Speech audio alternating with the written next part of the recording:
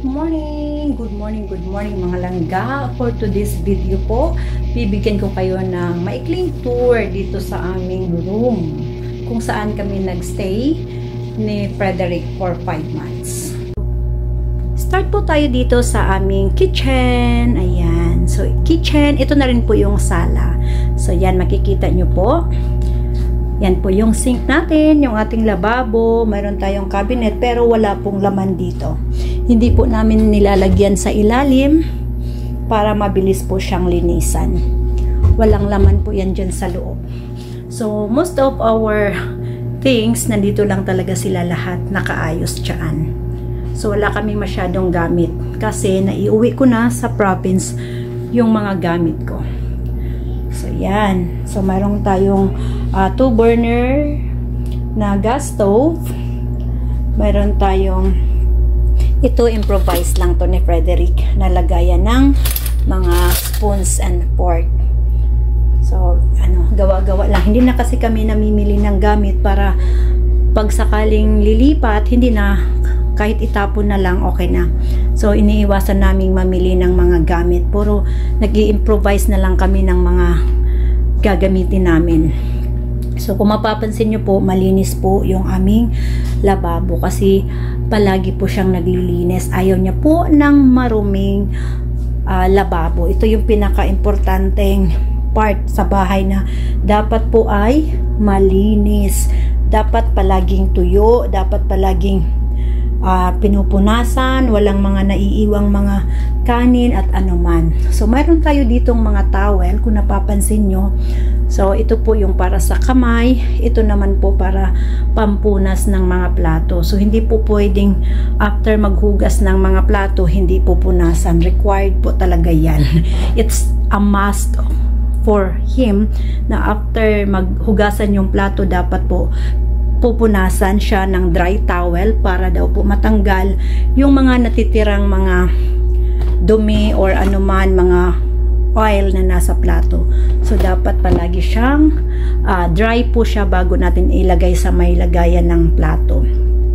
So, ito po lahat ng aming mga glass. Ito po ang ating, yan, sinasabit lang po niya dyan. Yan, konti lang yung mga gamit namin. Yung mga talagang kailangan lang. Yan, so mayroon kami ditong water purifier. Yan. Maliit lang siya. Pang inumin lang. Para hindi na kami bibili. So, mayroon tayong cabinets dito. Ito po yung lagayan ko ng mga damit ko.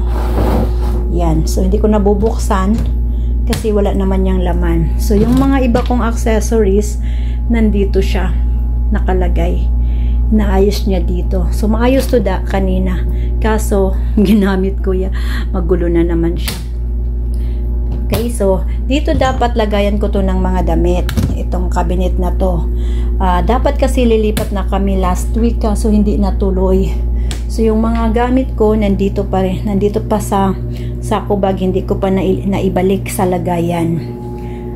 Yan. So, ito po yung room namin. Diyan po kami natutulog.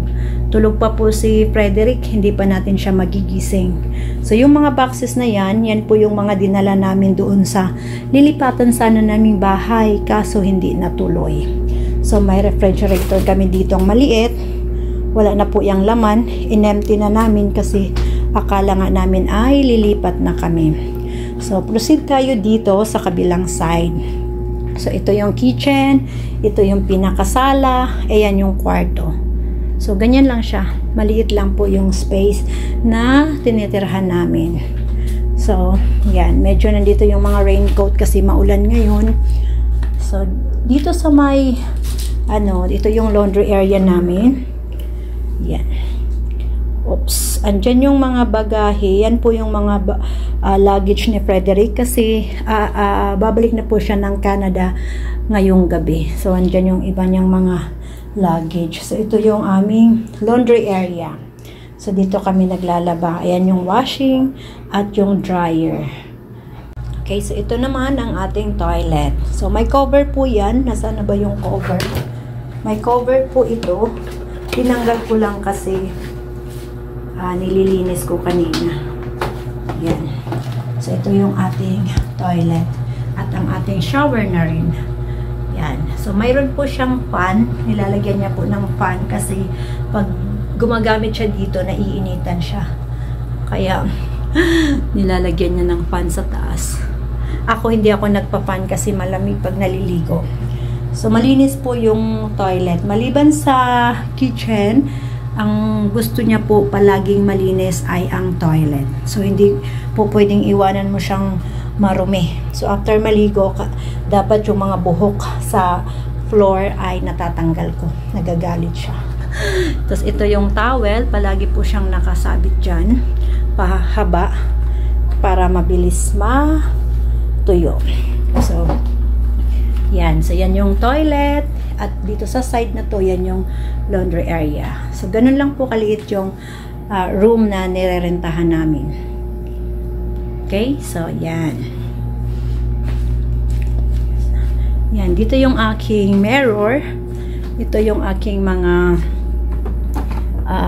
mga cream na ginagamit pang araw-araw. So, yan yung jacket ko pag nagmo-motorbike ako.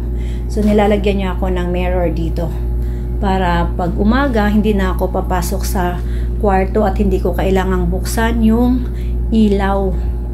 Kasi pag sa loob niya ilalagay yung mirror, kailangan kong buksan yung ilaw, inatutulog pa siya. Kaya dito na lang niya nilagay.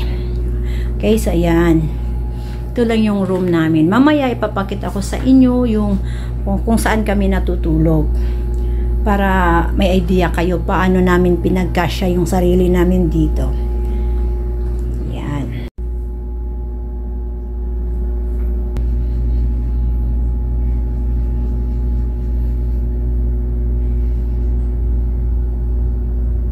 Now, ipapakita ko na po sa inyo yung room namin ni Frederick.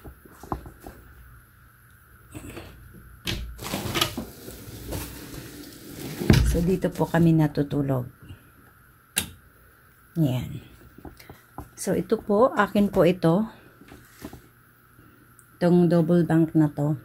Or double deck kung tawagin natin. So, dito kami natutulog. Ito lang yung space. Mula dito sa pinto. Yan. So, dito kami natutulog. Single bed lang po ito. Yung pillow niya, tsaka doon ako. So, imagine, ako kasya lang dyan. Pag ako, sapat na sa akin yan.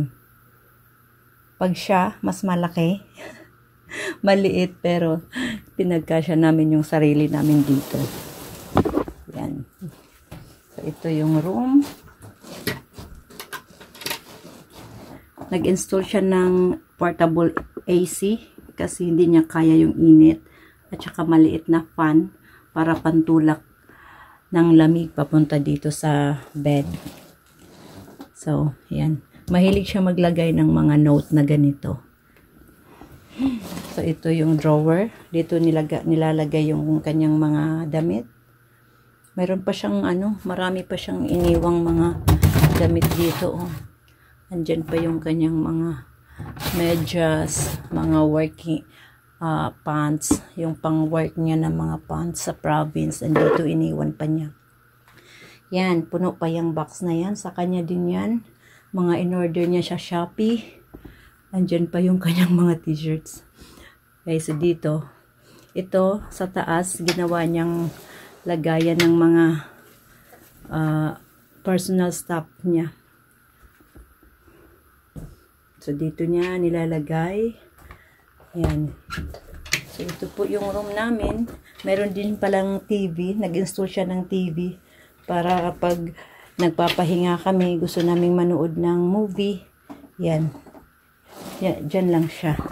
So, habang nakahiga dito, yan, andyan na yung movie. Andyan na yung TV. Nanonood kami. So, ganyan lang po kaliit yung aming bed, ang aming room. So, ito, yung mga boxes na to, ginawa niyang, working table niya. Napaka innovative ni Frederick.